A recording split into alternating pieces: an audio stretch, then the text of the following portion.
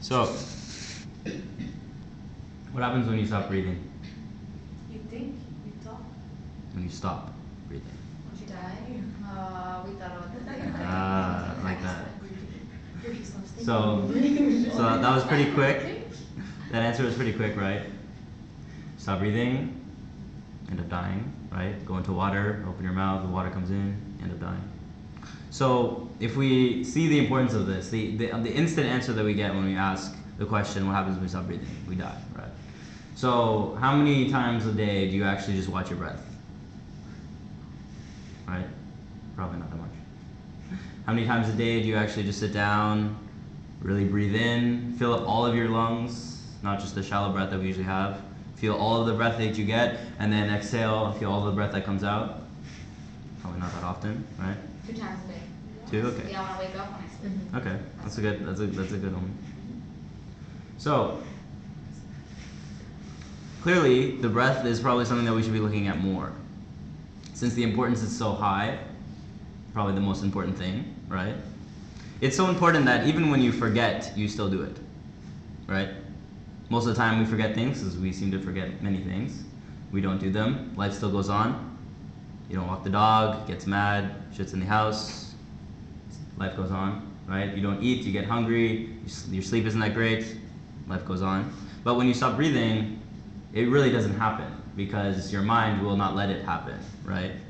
It'll continually go when you're not thinking about it, continually go when you're sleeping, continually go. So it's showing you that it's probably a very, very, very important thing that you need to be looking at. And you need to be looking at how you're breathing, how you're taking in the air, what are the cycles of your breath, and how it goes into your lungs, fills you with oxygen, fills your whole body, and then you exhale it out. These are the things that you kind of need to be looking at. Doesn't mean you need to go researching it. You can just close your eyes like we just did and watch your breath, right? So there's 4 stages of breathing. There's inhaling, you inhale the breath, very simple. Then there's the air that stays in you, okay? That's the 2nd stage. Then you're exhaling out, 3rd stage. And then there's holding the breath out, would be the 4th stage, okay? So we're usually caught up in the last stage, the 4th stage, leaving the breath out, okay? So this seems to be quite a problem, would it not? Most important thing in your life is your breathing. However, you're resisting it. You're letting it out. You're not bringing it in. So very simply, I mean, when you're angry, what happens to your breath? It gets very shallow, very fast, usually breathing out, right? You see a bull breathing outwards, the symbol. So it's the idea of constantly just flowing it out. You don't want any of it. Angry, sad, same thing. What happens when you're working out? Start breathing deeper, actually, very deeply. And a lot, because the oxygen needs to come in. Your body's getting exerted, needs to come in, right? So when you look at this idea of we're constantly pushing it outwards, not bringing it in, keeping it out, the most important thing in our lives, we're keeping it out. And then when we look at the rest of our life and how out of balance it is or out of harmony it is, this is probably something you need to be looking at now. The first thing, first of all, when you're breathing, is it's a cycle. So the cycle is a circle, always a circle.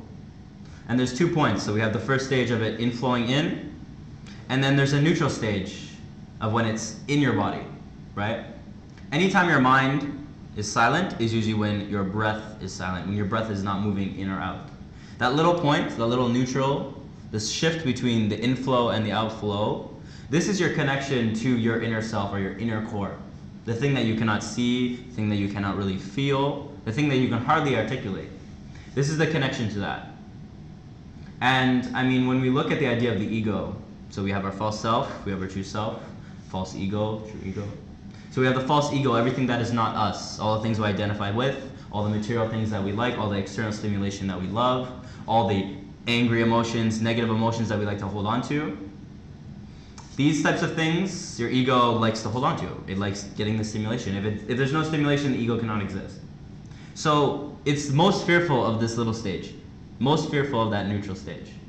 Because in the neutral stage, now you're completely free of all ego, completely free of all of it because you're connecting to that inner source. So very rarely are you going to stay in that stage. Very rarely are you going to stay in that neutral point because it is so important and because your ego hates it. It's like when you want to get good at eating well, very hard to get that habit. Ego's like, no, eat this, eat the cake, it's much better. Don't go work out, much better not to work out and sit on your couch and watch a movie. Don't meditate, it's worthless. Why would your mind need to be silent? So your ego does not like this. So it's the simplest thing in breathing. It's going to resist you from attaching yourself to that little neutral point, kind of stopping yourself, slowing yourself down in that neutral point. Because as you come down into that neutral point, when the breath comes in, you're coming closer and closer to that neutral point, and your mind will slow down. This is why when you can watch your breath, slow your breath down, your mind will slow down. Everything around you will seem like it will slow down, because everything is at a perception. So as you're in this room, you watch your breath, you get all clear, your mind is not racing, not crazy. The flow isn't really nice. Even when you're sitting here listening to me, you can still watch that flow. It's nice. You're not thinking about too much. This is the state you want to be in. Less thought, more action, less thought, more saying, less thought, more doing, everything. So instead, when we're in our everyday, we're constantly just holding the air out because we constantly need to think. And if we can't think, we can't do, or we think we can't do. We can't think, we say, right? So once we understand that we actually don't need to be thinking to do things, we don't need to be thinking to living our life. Because remember, the breath is already going, whether you're not thinking of it, right? So it's like when you're in a good conversation with a good friend of yours, you're not thinking about what you're saying, you're just saying it, it's just coming out, it's just flowing, right? Your breath is going at the same time. It's probably very calm, you're probably not very angry, right? You're with a good friend, a loving situation. This is the same idea. So everything in your life that you can look at where you're radical, you're into your emotions, anger, sadness, guilt, look at the breathing that you're doing at the same time. See how the breath is, right? See how is it going. And when you understand that, if I ask you to control your breath, make it deep, everyone can breathe in deeply. Make it short, everyone can breathe in. You can control this, right? It's not something you can't control.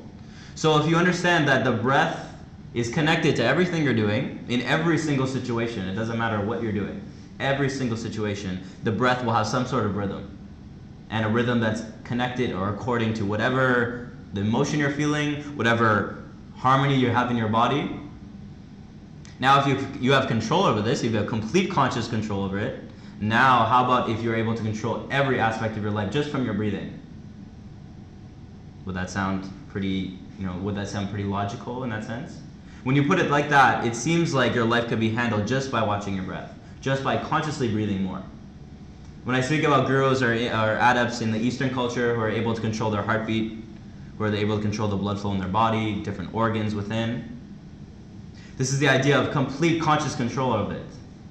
Complete conscious control, right? If you're not conscious of it, which means consciousness is really just watching it, being able to be understanding of what's going on. Because if you've lived your whole life where you think you take your breath for granted, oh, it's just something my body does, I don't need to look at it, then you're not completely conscious of it. That would make sense, right? So now I'm giving you this opportunity to kind of watch it more. Understand that, when you look at the 5 elements, there's 5 elements, okay?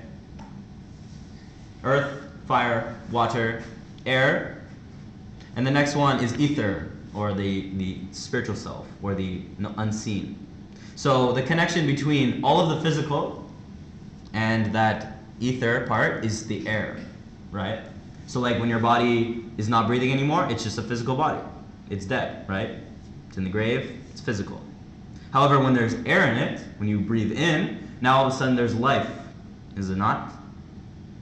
So it's the complete connection between the physical and the unseen, or that mind, body, spirit type thing we look at.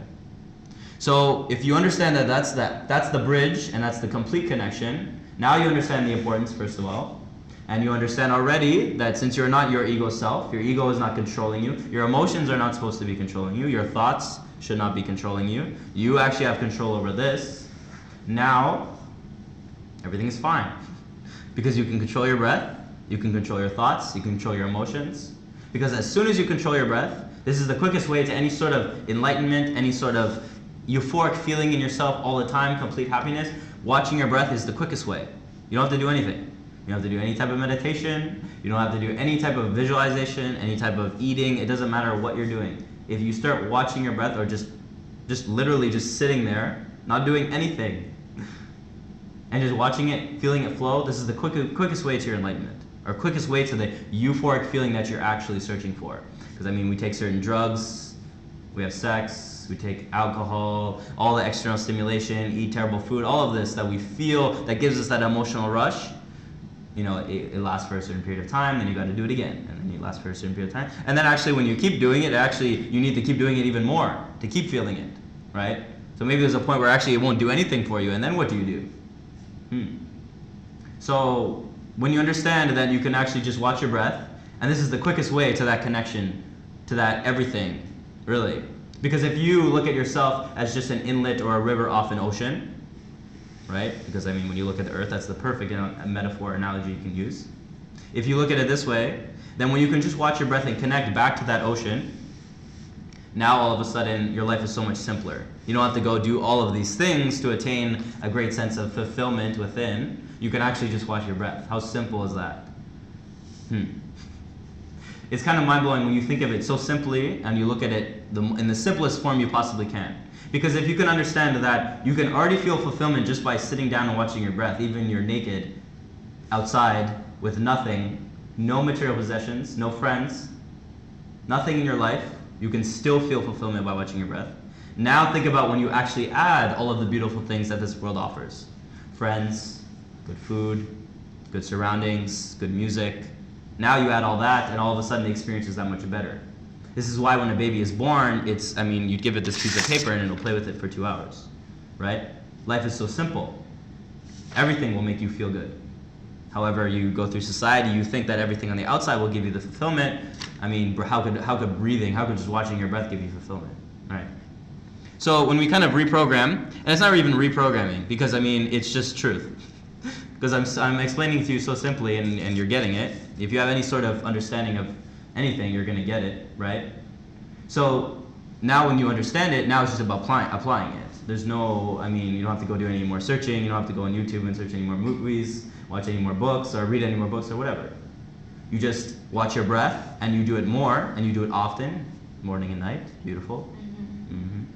And in the middle of the day, and when you're at work, and with your friends. Because remember, you can do this all the time. It doesn't have to be where you have to set a time to do it. You don't have to come here and do it. When you do meditation, this will amplify the process of that fulfillment that you're looking for within. However, if you're on the bus and you can watch your breath and feel, because when you're just watching your breath, now you have to be silent, right? Because your concentration is on your breath. You're not up here. So when I ask you, okay, the thoughts are coming, just focus on your breath and keep going back to it. The only reason you're not able to is because you think your thoughts are more powerful than you. You think your little brain and the thoughts that it's throwing at you is more powerful than the whole being that you are. Complete false, right? And you know this. At least deep within you know this. So when you understand this, now you just watch your breath whenever you're in an angry situation, whenever you're sad, whenever you're not feeling good in your body, whenever you're anxious, whatever it is, now you just watch your breath, right? Because if your breathing is irregular, it's too intense, it's too angry, it's too shallow, now when you watch it and you understand that breath is actually supposed to be just natural. It's supposed to be a rhythm in and then a rhythm out. And that's all it's supposed to be. So as soon as you watch it, you'll know this, okay, I'm not breathing right, and instantly you can fix it.